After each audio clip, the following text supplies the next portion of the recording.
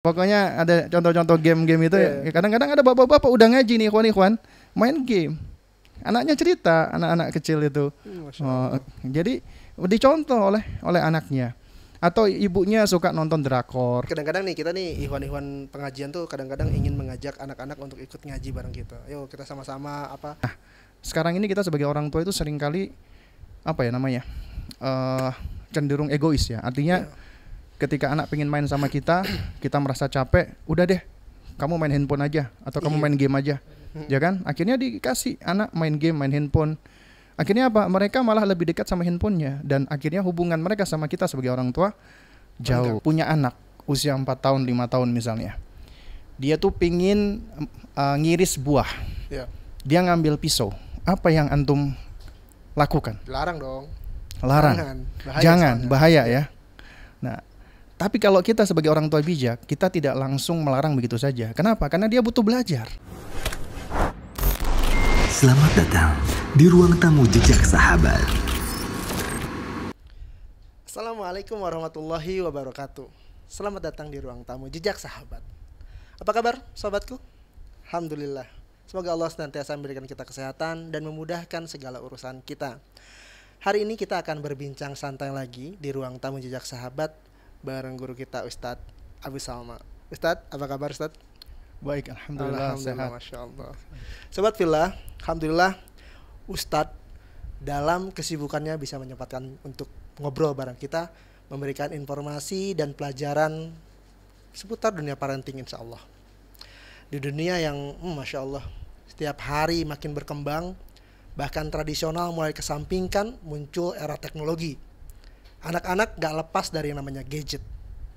Kita tanya sama ahlinya hari ini, ahli parenting, bukan ahli gadget ya, tentang ilmu parenting, bagaimana mendidik anak di era teknologi. Nah Ustadz, alhamdulillah Ustadz, banyak pertanyaan yang masuk di sosial media jejak sahabat bab parenting. Salah satunya adalah perihal gadget. Yang dulu itu kan biasanya kalau kita hadiah buat anak beli buku gambar, apakah untuk coret-coret atau hanya untuk mereka memahami ini apa, dan sekarang sudah beralih ke dunia teknologi yang akhirnya kita belinya handphone, tablet, dan sebagainya. Sebenarnya Ustadz, sejauh mana sih teknologi dapat digunakan sebagai sumber pembelajaran untuk agama ini tanpa mengorbankan nilai-nilai syariat? Nah, barakallahu fik ya. Alhamdulillah wassalatu wassalamu ala rasulillah wa ala alihi wa sahbihi wa man walaha ma ba'du. Ya, jadi ketika kita bicara tentang teknologi, kita tentunya sebagai seorang muslim adalah tidak anti ya dengan yang namanya teknologi. Karena di dalam inovasi dunia itu sesuatu yang sangat dianjurkan. Nabi SAW sendiri pernah mengatakan antum a'lamu bi umuri dunyakum. Kalian lebih tahu tentang urusan dunia kalian. Tapi kalau urusan ibadah, kewajiban kita adalah ittiba. Karenanya di dalam masalah teknologi ya, maka kita kaum muslimin itu sangat-sangat welcome dan terbuka. Tapi tentunya sebagaimana kita tahu ya, teknologi itu adalah karunia dari Allah. Karunia itu akan selalu diiringi dengan ujian. Nah, ya, juga bisa menjadi fitnah. Nah, karenanya yang namanya teknologi itu bisa menjadi nikmah atau niqmah. Nikmah itu nikmat, niqmah itu bencana. Itu tergantung bagaimana kita mempergunakan teknologi tersebut. Karena yang namanya teknologi itu ibaratnya wasilah. Ya, dan wasilah itu tergantung hukum tujuan. Apabila digunakan untuk kebaikan, maka teknologi menjadi baik. Tapi kalau digunakan untuk keburukan, tentunya teknologi menjadi buruk. Juga sama, apabila teknologi digunakan untuk proses pembelajaran, maka teknologi akan bermanfaat. Tapi tentunya di sini kita semua perlu untuk aware bahwa tidak semua orang itu memiliki kapabilitas untuk menggunakan teknologi. Karena sangat bergantung, terutama dari usia nih. Kita misalnya contoh ya, yang paling simpel aja, pisau. Pisau itu termasuk bagian dari teknologi yang sederhana. Nah, antum punya anak usia 4 tahun, 5 tahun misalnya. Dia tuh pingin ngiris buah. Dia ngambil pisau. Apa yang antum lakukan? Larang dong. Larang. Jangan, bahaya ya. Nah, tapi kalau kita sebagai orang tua bijak, kita tidak langsung melarang begitu saja. Kenapa? Karena dia butuh belajar untuk bisa ngiris buah, agar dia bisa punya skill untuk mempergunakan pisau. Kalau kita larang, jadi skill dia untuk bisa mempergunakan pisau dengan baik itu akan nggak ada gitu. Jadi tidak terbentuk. Jadi tugas kita sebagai orang tua, gimana anak ini kita berikan kemampuan dan skill dia bisa mempergunakan tools sesuai dengan apa kegunaannya atau fungsinya. Jadi yang kita lakukan adalah apa?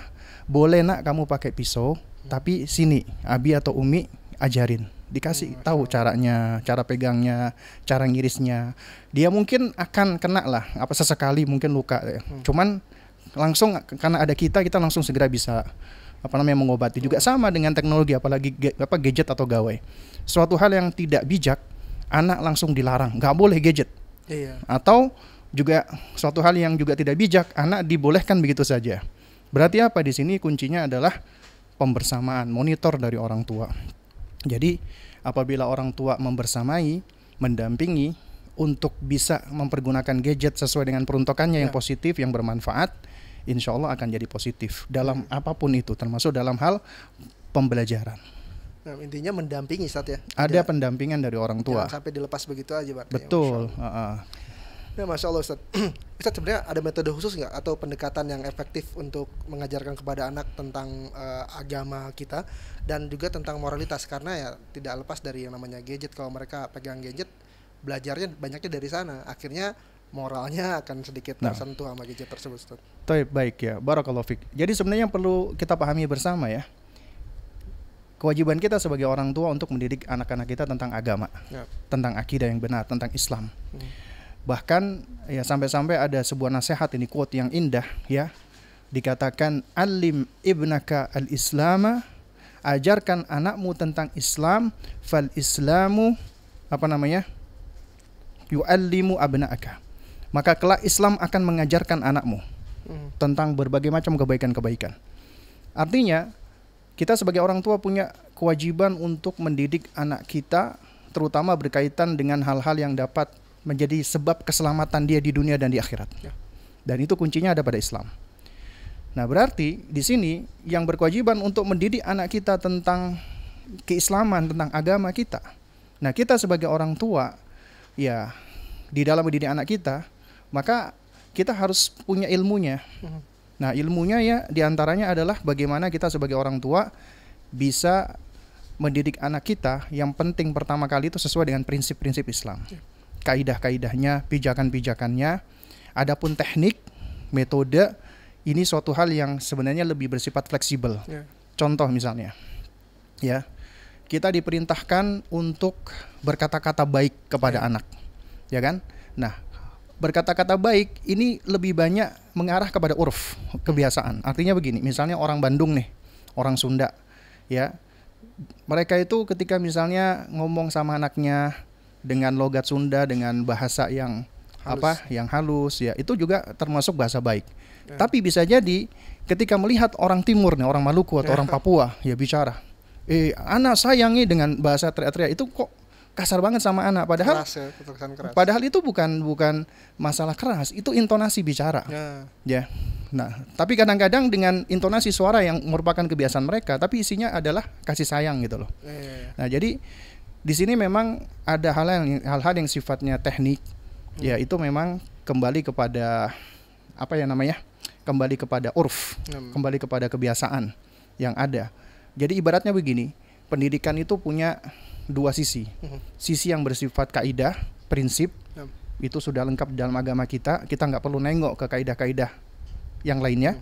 Yang kedua, dalam masalah praktek, dalam masalah-masalah yang sifatnya metode dan lain sebagainya, itu kembali kepada kebiasaan, kembali kepada urf, juga kembali kepada pengalaman, kembali kepada kita juga bisa melihat ada observasi, eksperimen, riset dan yang semisalnya, ya, mana yang paling efektif. Nah, itu suatu hal yang tentunya baik dan suatu hal yang tentunya bagus. Ya, jadi dalam hal ini ketika kita berkaitan dengan bagaimana orang tua mendidik anaknya tentang keislaman, ya, tentang Islam, itu memang kewajiban kita sebagai orang tua, dan kita boleh mempergunakan sarana-sarana yang ada termasuk teknologi tadi, Iya. asalkan tadi sesuai dengan koridor-koridor dan kaidah-kaidahnya tadi gitu sih. Ustadz, kadang-kadang orang tua dan para pendidikan nggak bisa ya mantau. Katakanlah kalau orang tua dengan kesibukannya di rumah, mungkin ibu dengan dapurnya, ayah dengan pekerjaan kantor yang terbawa ke rumah, atau pendidik dengan jumlah yang dididik yang banyak, akhirnya mereka juga nggak bisa memantau satu orang anak gitu ketika mereka menggunakan gadget atau gawai di tempat mereka. Itu bagaimana orang tua dan pendidik bisa memastikan agar anak-anak itu tidak terpapar konten online yang melanggar syariat, Ustaz? Nah, Toyib ya, kita sebagai manusia, kita tentunya diberikan Allah kemampuan untuk berusaha. Nah, Dan kemampuan kita, ya tentunya kita nggak bisa, kalau dikatakan harus atau kita pastikan ya anak-anak kita itu benar-benar terpapar dari keburukan ya, karena kita berada di zaman yang penuh dengan fitnah, ujian, keburukan, apalagi gawai atau gadget ya. Nah, jadi yang penting di sini adalah bagaimana upaya kita, effort kita, ikhtiar kita, usaha kita, itu yang paling penting. Dan sebenarnya kuncinya agar anak itu bisa tidak terpapar dari konten-konten negatif, sebenarnya kuncinya bukan ada pada anak dan juga bukan pada gawai itu sendiri, tapi pada kita sebagai orang tua dan sebagai pendidik. Dan yang paling utama itu sebenarnya bukan guru di sekolah, tapi kita sebagai orang tua. Ya, karena anak adalah tanggung jawab dari Allah kepada kita masing-masing orang tuanya kan. iya. Nah, jadi ya bagaimana kita, yang pertama ya kita membangun dari sisi internalnya anak sebagai manusia, sebagai muslim. Yang kedua, kita berusaha untuk membuat bi'ah atau lingkungan yang baik. Ya, makanya pendidikan itu kan ada dua faktor ya, disebut dengan adaptasi dan asimilasi. Adaptasi itu bagaimana kita berusaha untuk menyesuaikan diri kita atau diri anak kita menghadapi lingkungan, sementara asimilasi adalah bagaimana kita berusaha untuk menyesuaikan lingkungan agar sesuai dengan individunya. Nah, artinya di sini kedua hal ini harus berjalan. Anak-anak yang kita didik ya dengan konsep Islam yang benar, ya singkatnya adalah kita bangun tauhidnya, kemudian kita ajarkan muraqabatullah, ini metode Luqman alaihissalam, yaitu agar dia senantiasa merasa dilihat, diawasi Allah Subhanahu wa taala. Kemudian kita ajarkan tentang konsep ibadah, diawali dengan agar anak cinta sama ibadah. Kemudian juga mengajarkan anak tentang konsep baik buruk, benar salah, di antaranya agar mereka berani beramar ma'ruf nahi mungkar. Itu metodenya Luqman. Karena anak yang berani beramar ma'ruf nahi mungkar itu akan membangun sifat mereka yang berani, yang progresif di dalam melihat keburukan. Bukannya mereka malah katut terseret, tapi mereka mudah-mudahan bisa termasuk agen perubahan yang malah menarik dan menyeret gitu kan. Kemudian baru bersabar. Itu yang dari internal. Adapun dari eksternal, ya berarti kita harus bikin aturan-aturan, sama juga gawainya kita pasang semacam aplikasi parental, kemudian ada pemantau, kemudian juga bisa kita blokir ya. Artinya ada hal-hal yang anak-anak kita nggak boleh untuk mengaksesnya. Artinya di sini kita juga aware dengan namanya teknologi, agar kalau orang tua yang nggak aware, yang nggak ngerti teknologi, kan bisa dibohongin sama anak. Betul, ya kan? Nah, masalahnya itu. Jadi memang benar kita nggak bisa ngawasi anak kita 24 jam. Ya, karena yang bisa ngawasi anak kita 24 jam cuma Allah Subhanahu wa taala. Artinya kalau kita membangun diri anak kita agar dia melakukan sesuatu karena diawasi Allah, bukan diawasi oleh orang tuanya, maka dimanapun dia berada, insya Allah dia akan berusaha untuk taat kepada Allah. Gitu sih. Nah, Ustaz. Benar, Ustaz, karena kita tidak bisa pantau mereka selalu ya. Kadang-kadang juga ya sudah diblokir pun mereka lebih pintar dari kita, Ustaz. Kadang-kadang mereka bongkar sendiri blokirannya. Dan sampai akhirnya kadang-kadang ya sampai terlanjur, Ustaz, mereka akhirnya terpapar lah dengan keburukan ya. Ya, mengadopsi perangai buruk dari online itu. Karena ya tidak dipungkiri bahwa isi dari media online ya yang mereka gunakan anak-anak tuh rata-rata ya banyak sekali hal-hal yang bisa mempengaruhi keadaan mereka menjadi lebih buruk gitu, Ustaz. Jika sudah kadung gitu gimana, Ustaz? Ada nggak biar kita bisa merubah itu, Ustaz? Nah, toyib ya, toyib. Jadi jika anak kita misalnya sudah terpapar dengan keburukan ya, apa yang kita lakukan sebagai orang tua? Pertama, kita banyak taubat dulu kepada Allah, istighfar, mohon ampun dulu kepada Allah. Kenapa? Karena keburukan anak ketika dia terpapar dengan gadget atau gawai itu nggak lepas dari kesalahan kita. Iya. Coba menurut antum anak kita bisa beli handphone sendiri nggak? Enggak. Nggak mungkin. Terus dia handphone dapat dari mana? Dari orang tuanya, Ustaz. Dari orang tuanya Iya. atau mungkin dikasih sama kakek neneknya. Iya. Ya, tapi kita izinkan kan? Iya. Berarti kita sudah ngasih dia sesuatu yang bisa membahayakan dirinya. Pintu gerbangnya kita malah, Ustaz ya. Kenapa? Pintu gerbangnya kita malah. Iya, malah pintunya kita. Nah, karena ya ketika dia terpapar dengan keburukan, jangan langsung salahkan anaknya, apalagi salahkan gadgetnya nih, gara-gara gadget ini. Iya. Gadget nggak bisa disalahin. Jadi kunci salah pertama kali kita yang abai. Nah, kadang-kadang kita sebagai orang tua yang mengizinkan anak main gadget tanpa ada aturan, kemudian anak kita kena pengaruh, kita udah teriak-teriak koar-koar, ini Iya. gimana, ini gimana. Padahal sebenarnya asal dan awal mulanya dari kita. Sehingga dari sini kita harus paham nih, ketika anak mengalami ya pengaruh-pengaruh negatif dari konten-konten yang dia dapatkan, pertama kali yang harus kita koreksi diri kita. Kita harus banyak bertobat kepada Allah, istighfar kepada Allah, kemudian mohon pertolongan kepada Allah. Nah, kemudian setelah itu baru kita memperbaiki hubungan kita dengan anak kita. Kenapa? Karena ketika anak terpapar dengan keburukan, pasti akan mempengaruhi koneksi kita, attachment kita sama anak. Iya. Anak jadi sulit mendengarkan kita, Betul. suka membantah, gak mau dengerin kita, bahkan kadang-kadang gara-gara gawai atau gadget dia emosinya jadi gak karu-karuan gitu kan. Nah, berarti kita harus memperbaiki attachment kita, koneksi kita. Nah, bagaimana caranya? Caranya adalah ya kita sebagai orang tua harus belajar untuk bisa menjadi lebih baik lagi, termasuk di dalam berkomunikasi, di dalam berbicara. Nah, termasuk ketika anak misalnya yang sudah ketagihan nih sama gadget, nggak bisa kita cut langsung.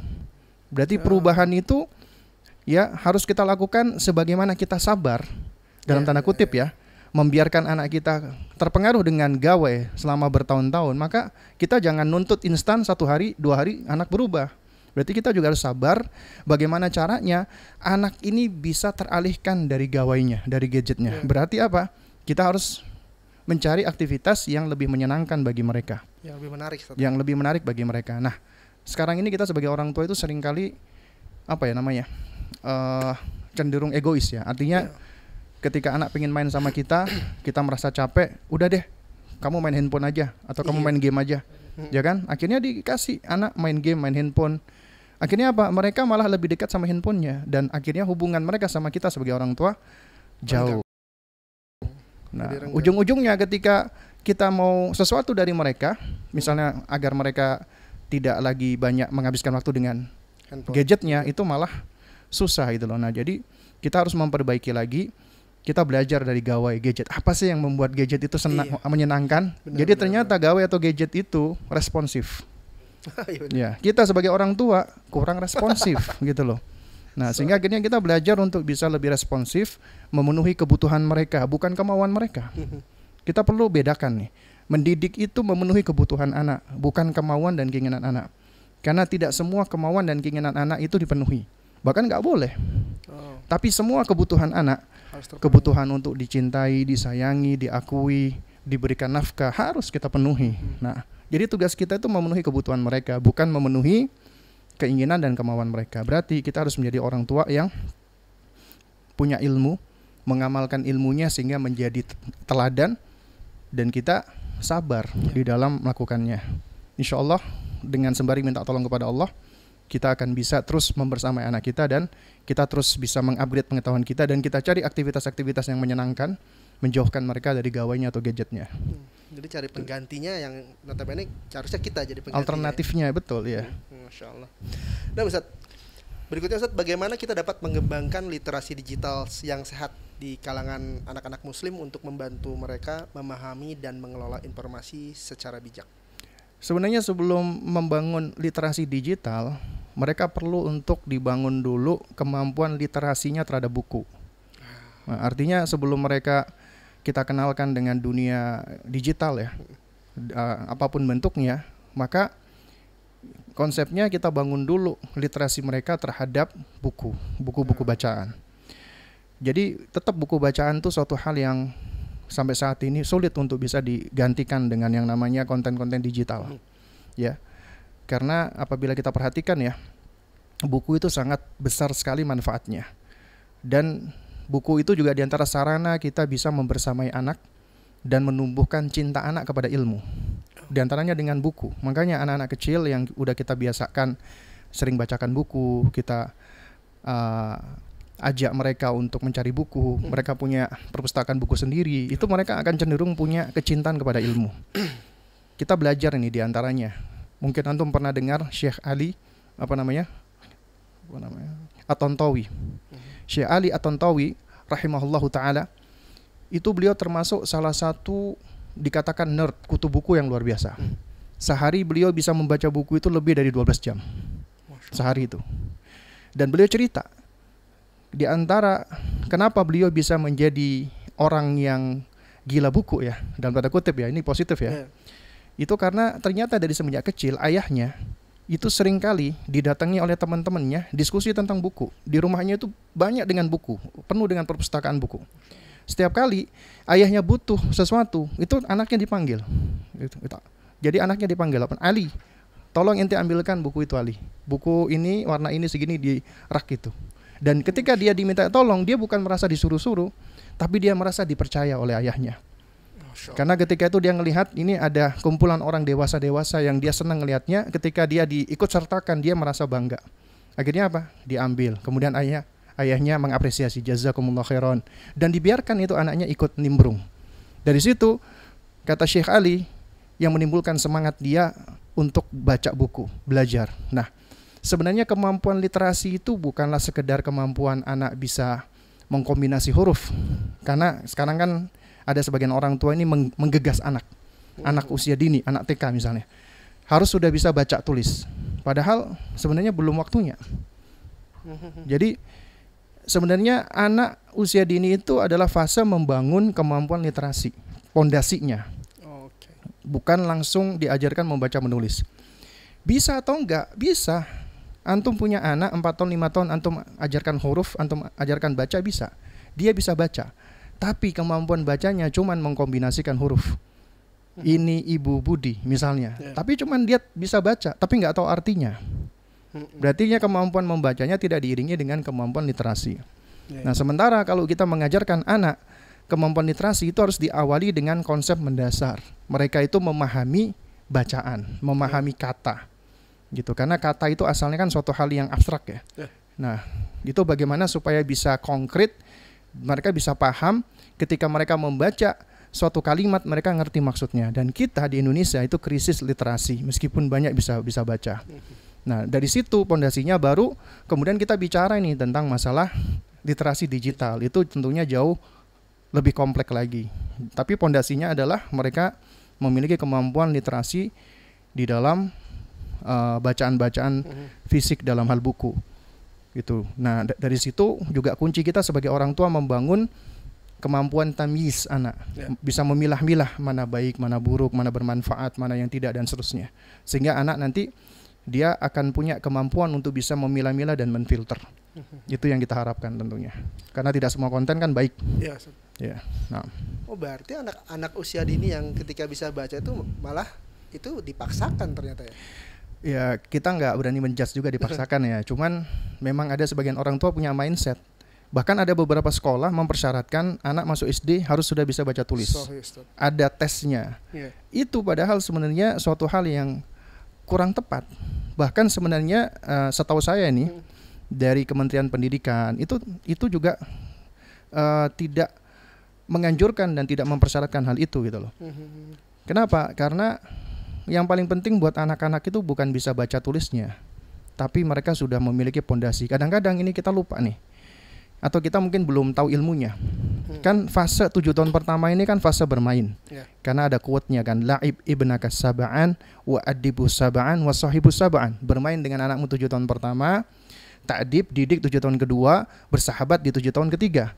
Nah, seringkali kita nganggap kok bermain doang anak-anak, padahal bermain bagi anak-anak usia dini itu adalah amrun perkara yang doruri, yang harus dipenuhi. Karena apabila tidak dipenuhi akan mempengaruhi perkembangan mereka. Nah, anak-anak yang misalnya kita ajak bermain nih, yang menstimulasi motorik kasar dan motorik halus. Contoh misalnya, anak-anak kita ajak bermain melompat, berjalan lurus, berlatih keseimbangan dan lain sebagainya. itu akan mempengaruhi perkembangan otot dan tulang mereka. Ketika perkembangan otot dan tulang mereka bagus, jadi mereka ketika duduk itu akan posturnya lebih baik. Ketika posturnya lebih baik, maka fokusnya mereka untuk belajar akan juga baik. Karena apa? Tujuan kita tuh mempersiapkan anak di usia sekolah. Ini kan usia prasekolah. Ketika mereka udah masuk usia sekolah, mereka bisa belajar. Nah, 7 tahun pertama kehidupan anak itu kan fase di mana daya fokus atau konsentrasi masih rendah. Gimana caranya kita membangun agar fokus dan konsentrasi anak ketika udah masuk usia 7 tahun itu sudah bisa lebih panjang. Makanya di antara hikmah kenapa Nabi memerintahkan anak sholat 7 tahun. Coba sih, apa sih substansi sholat itu? Khusyuk dan tumakninah. Khusyuk itu kaitannya dengan konsentrasi. Tumakninah itu kaitannya dengan tubuh yang tenang. Di 7 tahun pertama nggak bisa, rentang konsentrasi anak masih rendah. Kemudian kata Syekh Ahmad Nasir At-Toyar di dalam Kaifa Turabbi Abna'aka, 7 tahun pertama anak itu sifatnya masih kathratul haraka wa adamul istiqrar, banyak bergerak, sulit diem. Jadi akhirnya anak di bawah 7 tahun antum suruh sholat, apa yang mereka lakukan? Goyang-goyang sana, maju mundur, ngoceh-ngoceh sendiri. Karena memang masih fasenya. Makanya ulama madhab itu sampai-sampai berpendapat anak di bawah 7 tahun sholat belum sah sholatnya, sehingga nggak boleh jadi imam, belum sah sholatnya. Makanya mereka sholat nggak wudu, pakai celana pendek, bahkan yang perempuannya, anak perempuannya nggak pakai mukena, nggak ada masalah, karena sholatnya belum sah. Baiknya Allah tetap diganjar dan dicatat pahala atas mereka. Nah, maksud saya hikmahnya adalah Rasulullah SAW itu ketika menyampaikan sesuatu dan menyebutkan usia secara spesifik 7 tahun, itu berarti ada rahasia besar di situ. Usia 7 tahun itu adalah usia yang idealnya anak sudah mencapai tamyiz, mereka sudah ready untuk ibadah, mereka sudah ready untuk sholat, mereka sudah ready untuk belajar. Nah, berarti usia sebelum 7 tahun adalah fase kita membangun pondasi agar mereka siap beribadah dan mereka siap untuk belajar. Jadi menyiapkan si konsentrasinya tadi, Ustaz ya? Ya, menyiapkan bukan cuma konsentrasi, dalam segala hal, dalam hal kesiapan fisiknya, kesiapan psikologisnya, kesiapan kognitifnya, kesiapan hatinya dan seterusnya. Masya Allah. Itu luar biasa, Masya Allah. Nah Ustaz, Ikhwan pengajian tuh kadang-kadang ingin mengajak anak-anak untuk ikut ngaji bareng kita. Ayo kita sama-sama gabung di salah satu kelompok keagamaan, ngaji bareng, apakah maghrib mengaji atau seperti hal yang lainnya. Cuman banyak distraksi, Ustaz. Zaman-zaman itu banyak distraksi yang akhirnya mereka lebih nyaman dengan yang tadi yang Ustaz bilang bahwa ada mending main handphone aja, mending main gadget aja, atau mending ngaji di gadget aja, belajar ngaji di gadget aja. Akhirnya tidak datang ke tempat yang kalau kita bicara offline gitu, karena distraksi itu. Itu gimana Ustaz? Gimana kita selaku orang tua harus gimana? Ya, ini sebenarnya begini ya, kalau kita ngomong tentang distraksi, ya, itu sebenarnya bukan cuma gadget, banyak hal yang bisa menjadi distraksi anak kita. Nah, juga termasuk membawa anak ke majelis ilmu atau ke masjid, itu juga ada syarat-syarat yang harus kita perhatikan. Di antaranya anak itu ketika kita bawa ke masjid untuk sholat atau untuk hadir ke majelis ilmu, anak ini setidaknya itu tidak mengganggu. Ya kan, berarti usianya udah tamyiz atau usianya belum tamyiz, tapi kita upayakan tidak mengganggu. Apabila mengganggu, segera kita sebagai orang tua berusaha untuk menenangkan anak kita. Sebenarnya bagus sih kita ajak anak kita kenalkan majelis-majelis ilmu, apalagi itu kan taman-taman surga kan, insya Allah penuh dengan barokah, penuh dengan sakinah, ya, ketenangan, malaikat-malaikat berkumpul di majelis itu, insya Allah penuh dengan kebaikan. Tapi tetap kita upayakan jangan sampai mengganggu majelis, ya. Nah, karena memang banyak distraksi, apalagi anak-anak ketemu teman-temannya, malah rame-rame dan lain sebagainya. Ya, artinya di sini yang menjadi concern kita itu sebenarnya ini bukan disangkut pautkan sama gadget ya, kecuali kalau kita ngomong kita sebagai orang tua. Orang tua ini lebih baik mana? Kita ngaji dengan adanya YouTube, dengan adanya platform-platform digital, atau kita ngaji langsung tatap muka gitu kan. Nah, sebenarnya ya tentunya yang paling baik, yang paling efektif adalah kita ngaji langsung. Ya, yang tatap muka. Kenapa? Karena tentunya kita dapat barokah dari majelis. Meskipun kita datang ketiduran ya, kita ketiduran nih, tetap barokah majelis dapat. Meskipun kita ilmunya nggak dapat, gitu. Artinya di dalam majelis itu tuh memang benar-benar majelis yang penuh dengan barokah. Karena ilmu itu barokah. Seorang muslim itu memiliki barokah dari ilmunya, bukan dari fisiknya. Fisiknya kita biasa, kecuali Nabi SAW. Ya, artinya memang ada keberkahan pada ilmu tersebut. Jadi tentunya majelis-majelis yang sifatnya tatap muka itu lebih utama. Tapi kadang-kadang ketika kita memang dalam kondisi-kondisi kesibukan yang begitu melanda, alhamdulillah, artinya kaidahnya adalah sesuatu yang tidak bisa kita raih seluruhnya, maka jangan ditinggalkan sebagiannya. Kita tetap bisa belajar dengan adanya teknologi, ini adalah karunia dari Allah. Kita bisa ikut kelas-kelas di YouTube, di Zoom, atau yang semisalnya. Bahkan untuk wanita, sebenarnya ini juga karunia. Kenapa? Karena wanita itu lebih utama di mana menurut antum? Di luar rumah atau di dalam rumah? Di dalam rumah. Di dalam rumah. Ketika mereka bisa ngaji di dalam rumah dengan di luar rumah, mana yang lebih utama? Yang di dalam rumah. Sebenarnya di dalam rumah. Meskipun seharusnya kewajiban yang mendidik mereka itu suaminya. Seharusnya. Tapi ketika suami misalnya belum mampu, maka suami tidak melarang, menghalangi, dan seharusnya memfasilitasi istri untuk belajar. Sehingga ketika istri belajar via Zoom di rumahnya, itu sebenarnya lebih baik. Tapi bukan artinya kita halangi istri untuk belajar di luar. Artinya dengan adanya teknologi ini juga ada manfaat besar, khususnya bagi kaum wanita. Mereka bisa melazimi rumah-rumah mereka, nggak perlu keluar rumah. Sebenarnya kan seperti itu. Nah, jadi ini teknologi bisa menjadi hal-hal yang baik. Nah, kalau orang tua mempraktekkan ini, anak itu melihat. Karena orang tua itu contoh, teladan. Ketika dilihat orang tuanya menyibukkan diri dengan teknologi itu dengan hal-hal baik, maka itu akan mempengaruhi mereka. Tapi kalau orang tuanya, bapaknya sibuk main game, sibuk main apa, contoh-contoh game itu, misalnya apa? Ya apapun itu ya. Iya, pokoknya ada contoh-contoh game-game itu. Kadang-kadang ada bapak-bapak udah ngaji nih, ikhwan-ikhwan, main game. Anaknya cerita, anak-anak kecil itu. Jadi dicontoh oleh anaknya. Atau ibunya suka nonton drakor. Dari streaming di Netflix misalnya. Akhirnya dilihat sama anak gitu kan. Kemudian ibunya, bapaknya keluar-keluar, anak saya ini kok nontonnya yang nggak benar. Jadi contoh siapa gitu kan. Jadi tanpa disadari ternyata kita yang mencontohkan. Jadi inti daripada pendidikan itu ada pada keteladanan sebenarnya. Karena bagaimana kita mencontohkan. Karena mereka menyontek kita ya. Betul. Masya Allah. Anak itu pengcopy paste yang luar biasa. Yang terbaik malah itu. Iya, jadi kalau kita punya anak atau ada anak itu, dia melakukan hal keburukan misalnya, ucapannya jelek, ya itu bisa jadi adalah, ya ini bukan kita judging ya. Itu bisa jadi adalah, ya anak ini sedang mengungkapkan kondisi apa yang ada di dalam rumah. Makanya kita harus berhati-hati di dalam hal ini. Persentase besarnya ada di kita berarti yang sebagai teladan mereka ya. Masya Allah. Nah Ustadz, idealnya Ustadz pendidikan agama Islam itu diajarkan di era digital ini seperti apa? Sebenarnya kita nggak melihat era digital atau era apapun. Pendidikan agama Islam itu harus diberikan mulai dari zaman, misalnya kalau seandainya ada zaman batu atau sampai zaman es apa ya, tetap itu pendidikan yang dapat menyelamatkan diri kita dan anak kita dari siksa neraka ya, dan bisa mendapatkan kesejahteraan dan juga kita bisa dikumpulkan di dalam surga ya.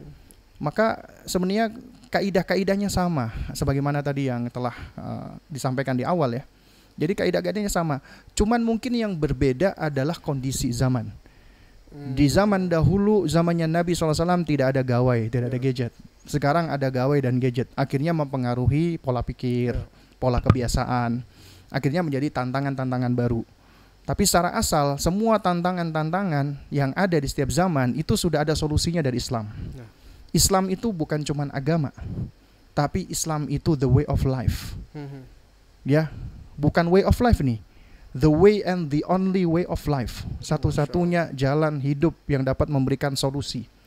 Apapun permasalahan yang ada di muka bumi ini, dari zaman dulu ataupun zaman akan datang, semuanya udah ada solusinya di dalam Islam. Nah, dan juga Nabi SAW udah menjelaskan secara mendasar kaidah-kaidahnya. Tinggal bagaimana kita sebagai orang tua terus belajar. Kita terus ya menuntut ilmu. Nah, dan ini seringkali nih ya, ada teman-teman yang salah kaprah. Katanya kalau parenting itu cuman kajian, kayak kajian-kajian psikologis anak, kajian-kajian ini anak. Itu keliru. Namanya parenting, sebagaimana nama parenting, parent kan artinya apa? Orang tua. Jadi fokusnya kepada kita sebagai orang tua. Bagaimana kita bisa menjadi sosok parent, orang tua yang layak, yang patut bagi anak-anak kita.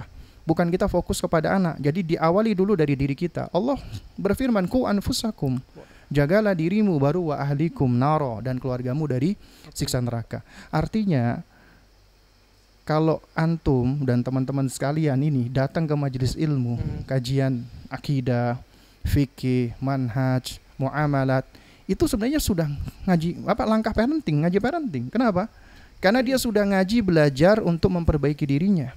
Dengan perbaikan diri, maka dia akan bisa memperbaiki keluarganya. Nah, itu mindset yang harus dibangun gitu. Masya Allah. Nah, Ustaz, Ustaz, peran komunitas Ustaz yang sekarang banyak ya, komunitas anak muda atau komunitas yang bergerak di bidang parenting ini. Bagaimana peran komunitas tersebut dan masjid dalam mendukung pendidikan agama untuk anak-anak, Ustaz? Dan juga memastikan kolaborasi yang efektif antara keluarga, sekolah, dan komunitasnya. Nah, ini pertanyaan yang berat ini, apalagi ada kata memastikan lagi. Jadi sebenarnya kunci ya daripada perbaikan ya atau gir, apabila kita ingin negara itu maju, kuat, punya izah, itu kuncinya ada pada keluarga. Berarti kuncinya ada pada rumah. Dan di rumah itu penanggung jawabnya adalah suami, imam. Kemudian suami punya mitra sehidup sesurga insyaallah, istri yang menjadi madrasatul ula, sekolah pertama. Nah, kemudian dari situlah kita akan membangun manusia-manusia yang akan menjadi pelanjut estafet kaum muslimin, ya kan? Nah, jadi fondasi atau batu bata awalnya adalah rumah. Nah, kemudian dari rumah inilah akhirnya kita tahu ya, ada tempat-tempat yang bisa kita gunakan seperti masjid. Masjid ini juga bukan cuma sekedar tempat ibadah, tapi juga tempat berkumpulnya kaum muslimin. Mereka bermusyawarah di sana, ya mereka juga berinteraksi, bermuamalat di sana, dan juga belajar di situ. Bahkan Rasulullah SAW ketika membangun Masjid Nabawi, ya, di situ ada namanya suffah, emperan. Nah, sahabat-sahabat muhajirin ya ketika mereka berhijrah nggak punya tempat tinggal, mereka tinggal di suffah. Mereka disebut dengan ahlu suffah. Ada lebih dari 400 sahabat. Itu kata Syekh Muhammad Mustafa Al-A'dhami, ya Muhammad Mustafa Al-A'dhami ya rahimahullahu taala. Itu adalah institusi universitas atau pendidikan tinggi pertama kali di dunia. Itu di Suffah ya. Itu menurut beliau seperti itu. Artinya masjid juga menjadi tempat perubahan gitu loh. Nah, tapi yang patut kita garis bawahi adalah ya, cuman sekedar masjid saja secara fisik nggak bisa. Yang penting penggerak-penggerak yang ada di dalamnya. Nah, penggerak-penggerak inilah apabila mereka ini adalah orang-orang concern dengan keluarga, kemudian mereka berkumpul di masjid, mereka bikin DKM, mereka bikin bikin komunitas, program, dan juga termasuk komunitas. Nah, insya Allah dari sinilah ini adalah bagian dari wa ta'awanu 'alal birri wat taqwa. Ya, bagian dari pengejawantahan firman Allah, dan hendaknya kalian bekerja sama di dalam kebajikan dan ketakwaan. Insya Allah dengan ta'awun seperti ini, ya berarti kan akan ada sinergis. Karena Allah ciptakan kita manusia itu makhluk yang lemah, fakir. Kita butuh satu dengan yang lainnya. Kita makhluk sosial. Makanya agama kita luar biasa. Bukan cuman ngurusin hubungan vertikal, hubungan kita sama Rob kita. Bahkan kita juga dibahas paling lengkap, paling banyak itu bab muamalat. Bab hubungan kita dengan Allah itu tidak sebanyak bagaimana hak kita dengan hamba. Bab muamalat itu banyak. Bahkan kebanyakan manusia itu disiksa kelak nanti di hari kiamat itu lantaran karena hubungan dengan sesama hamba. Ada yang berbohong, berdusta, menzolimi dan lain sebagainya. Ya, nah berarti ini menunjukkan bahwasanya agama kita tuh sangat memperhatikan hubungan dengan sesama makhluk, ya kan? Nah, berarti ini menunjukkan bahwasanya kita ini adalah makhluk yang lemah dan Allah ngerti tentang kondisi kita dan Allah hadirkan makhluk-makhluk yang lain agar kita bisa bersinergi, bekerja sama, agar kita bisa sama-sama di dalam meraih sesuatu di situ. Nah, Ustaz, akhir-akhir ini Ustaz berseliweran di sosial media kita tentang anak-anak yang dibully, Ustaz. Anak-anak dari usia dini sampai usia remaja mereka sudah berani seperti itu, Ustaz. Ada bullying ya? Ada bullying, Ustaz. Dan alhamdulillah sih kalau di Bandung sendiri ada kampanye, Ustaz. Jadi ada satu kelompok yang datang ke sekolah-sekolah anti bullying, ngajarin mereka seperti itu. Nah ini cara ngajarin anak Ustaz, gimana caranya biar mereka tuh tahu bahwa hal tersebut itu dilarang oleh agama ini Ustaz. Nah, Toib. Jadi sebenarnya awal mula terjadinya bullying itu sadar nggak sadar terjadi di dalam keluarga. Ya, jadi ada contoh, sadar nggak sadar nih. Ada orang tua nih, anaknya misalnya melakukan sesuatu. Kadang-kadang kita komentari, ah kamu gitu aja nggak bisa, ah kamu cemen banget, ah kamu blow-on banget sih. Dengan kalimat-kalimat ini nih nggak sadar, ini bullying loh. Dan kalimat ini ketika sampai kepada anak kita, masuk ke dalam memorinya, menyakitkan hatinya, dan dia sangat mungkin melakukan hal yang sama kepada teman-temannya. Jadi gitu. Kemudian ada kadang-kadang dengan maksud bercanda nih. Orang tua itu melabeli anak dengan sifat fisik. Misalnya anaknya botak, botak sini botak, hidungnya pesek, pesek sini kamu pesek gitu kan. Maksudnya mungkin bukan menghina. Maksudnya itu cuman untuk ya memberikan label-label aja. Akhirnya si anak ini ketika dia diberikan label-label seperti itu, mungkin dia nganggap itu biasa. Akhirnya dia ketemu sama temennya yang botak, yang pincang dipanggil pincang, yang gendut dipanggil gendut. Akhirnya jatuh kepada bullying juga gitu kan. Nah jadi sebenarnya sadar nggak sadar itu awal muasalnya itu dari dalam keluarga. Makanya campaign pertama kali tentang bullying itu harus dalam keluarga. Itu yang paling penting. Baru dari dalam keluarga, baru ke yang lainnya, termasuk ke dalam sekolah. Nah terus kemudian yang kedua, berkaitan dengan bullying itu sendiri ya tentunya dikembalikan kepada bagaimana konsep pendidikan, terutama pendidikan karakter, moral, akhlak. Dan itu pondasinya akidah kepada anak-anak kita.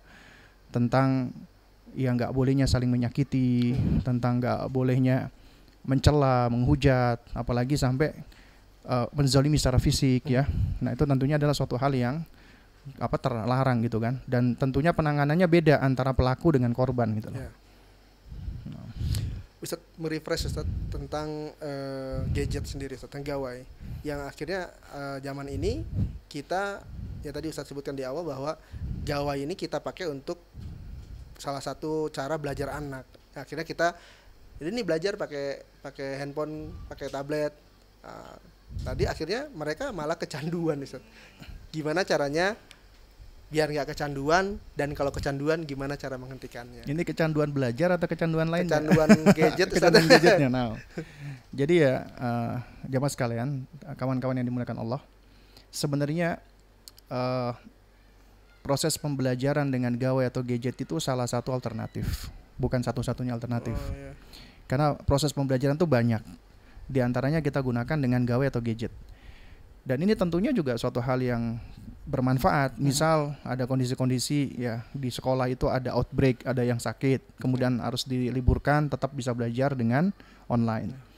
Atau misalnya ada kondisi anak kita misalnya lagi sakit, sakitnya cukup panjang gitu kan. Nah supaya mereka nggak ketinggalan pembelajaran di sekolah, akhirnya belajar online. Artinya itu suatu hal yang kita nggak bisa pungkiri ada manfaatnya. Nah, kemudian yang kedua, bagaimana kita bisa memaintain manfaat ini di dalam gadget agar tidak keluar dari fungsinya? Maka di situ sekali lagi yang saya sampaikan di awal, harus ada monitoring, harus ada pengawasan. Ya, dan harus ada pembatasan. Artinya anak-anak itu harus diberikan batasan. Bahkan ada screen time. Waktu anak boleh melihat gadget, ya, yang harus kita sesuaikan dengan kebutuhan dan usia mereka. Nah, itu ada rekomendasi dari Asosiasi Pediatrik ya Amerika Serikat, di mana mereka merekomendasikan anak di bawah 2 tahun itu zero screen time. Di bawah 2 tahun zero screen time. Jangan dipaparkan dengan gawai atau gadget. Termasuk televisi, Ustaz? Termasuk televisi. Kenapa? Karena berbahaya untuk perkembangan mata mereka. Bukan cuma mata, juga saraf-saraf yang lain. Karena mereka itu kan sedang berkembang. Matanya sedang berkembang. Sementara gawai itu seringkali sudah menstimulasi anak itu secara berlebihan. Baik itu radiasinya, sinarnya, motionnya, pergerakan. Akhirnya dapat mempengaruhi perkembangan mata anak. Karenanya tidak disarankan anak usia 2 tahun itu sudah terpapar gawai. Ya, jadi kalau udah terpapar cuma sebentar aja, jangan dibiarkan lama-lama. Ya, kemudian usia 2 sampai 6 atau 7 tahun itu maksimal 1 jam. Artinya kalau kita punya anak TK, sebenarnya nggak boleh dikasih handphone. belum waktunya. Jadi mereka kalau mau pakai handphone pinjem dari kita sebagai orang tua, agar kita bisa mengatur. Kalau itu udah kita kasih punyanya, dia merasa ini punya aku nggak mau berhak dong, aku mau ngapa-ngapain. Bebas ya dia. Karena apalagi mereka kan masih dalam konsep egosentris kan. Jadi mereka merasa punya mereka nggak kepengen diatur-atur, dilarang-larang. Tapi kalau mereka minjem, maka kita bisa kasih aturan. Dan itu harus kita kasih aturan maksimal 1 jam sehari. 1 jam. Nah, kemudian usia 7 sampai 14 tahun maksimal 2 jam. Kemudian 14 tahun baru udah boleh dikasih gawai atau gadget. Usia SMP satu ya? Usia 14 tahun atau sudah balik ya. Itu baru mereka sebenarnya sudah ready untuk dikasih gawai atau gadget. Tapi sekarang mayoritas anak kecil ya, kaum muslimin di negara kita, anak masih usia 2 tahun udah dikasih gadget, udah dibikinkan platform media sosial. Bener, punya TikTok, punya, ya Allah, itu bahayanya juga bahaya ain. Ketika mereka diekspos dengan begitu saja tanpa disadari oleh orang tua. Itu bahaya buat anak-anak gitu. Yang seperti itu. Nah, jadi sebenarnya di dalam hal ini ya sekali lagi itu bagaimana kita bisa memberikan aturan. Karena gini loh, pendidikan itu di antara kaidahnya harus ada nizam wa ihtimam. Rules and ihtimam, relation. Aturan dan atensi. Anak yang cuma diberikan aturan, tidak diberikan atensi, maka dia akan menjadi anak yang cenderung tamarrud, memberontak. Karena dikasih aturan tok, nggak dikasih perhatian, cuman aturan aja, dia akan cenderung berontak. Tapi anak yang cuma dikasih atensi doang, nggak dikasih aturan, dia akan jadi anak yang faudo, chaos, nggak tahu aturan. Tapi kalau anak yang dikasih aturan dan perhatian sekaligus, dia akan menjadi anak yang bertanggung jawab. Nah, jadi kuncinya itu, berikan aturan, berikan perhatian dan atensi, kasih sayang. Aturan itu ada karena kita sayang sama kamu, nak. Jadi gitu. Jadi agar dia juga belajar bertanggung jawab. Ya. Itu. Masya Allah. Nah, Ustaz, jazakallahu khairan. Masya Allah. Sobat Fillah, tadi Ustaz sebutkan bahwa kajian parenting itu bukan tentang anak, bahkan itu buat kita orang tua.